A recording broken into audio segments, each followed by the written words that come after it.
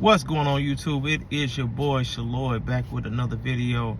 Hey, I wanted to hop into it real quick. Kamala Harris finally comes out and admits she's not black. Kinda, sorta.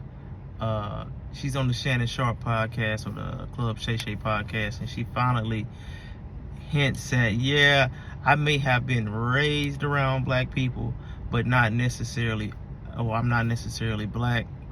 She didn't say it quite like that, but she said she kind of put hints to it.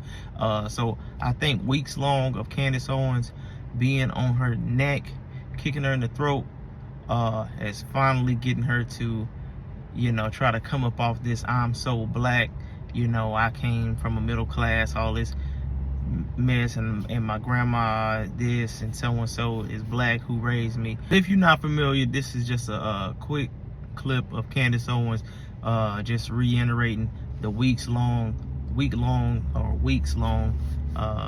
ass whooping she's been putting on Kamala Harris, exposing that she's not black. Joy cometh in the morning. Joy cometh in the morning. What is happening? You guys, as we have determined on the show very much, and I'm so proud, I just want to say to the black men out in America, every award to you guys, hats off this year, because as she got caught on the hot mic, she just can't get black men to vote for her, as she was telling Gretchen Whitmer, who is a monster, by the way, herself, but we'll get into that another day. I'm going to be doing everybody's genealogy. This is my new thing. I am 23andMe. But we know that Kamala Harris is just not black. She's not black, and I don't care how you want to slice it and which way you want to break it down. There is no African in this woman's blood. We cannot find a single shred of it in a person in her lineage, and we're back in the 1700s. Like, we're still pulling together documents, putting together stories. We have tons of questions that we're trying to fill.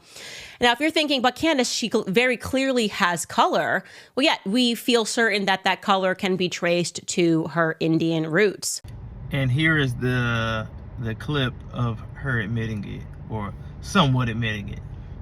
My mother, she understood that there is a community that she wanted her children to be raised in. Mm-hmm. And she was very intentional and purposeful about that. And so I always say to people, even when I took the stage as the nominee for the Democratic nomination, that, there is the family that you have by birth, and there is also the family you have by love. And they're equally family, yes, right? And I learned that from my mother. So my mother, I had all these aunties and uncles. My Uncle Sherman, who was one of the first black men to graduate from Berkeley School of Law, who, when we were young girls, sat us down and taught us how to play chess, because Uncle Sherman said, you need to understand how the chessboard works, because that's the way the world works. There are going to be different players with different moves, mm-hmm, and you need to see the whole board. Mm-hmm.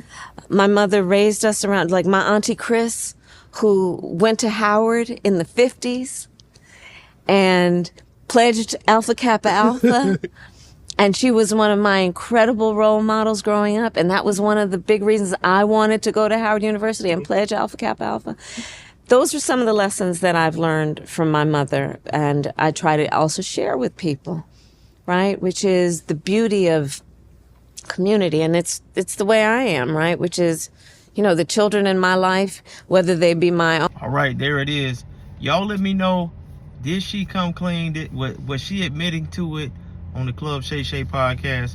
Was she coming out saying, hey, I may not actually be black or have that much black in me? I'm kind of fronting, but I was raised around them, so I am invited to the cookout, hopefully. Or am I reaching? Y'all let me know. Y'all have a great day. Y'all like, comment, and subscribe, and holla back at your boy. Peace.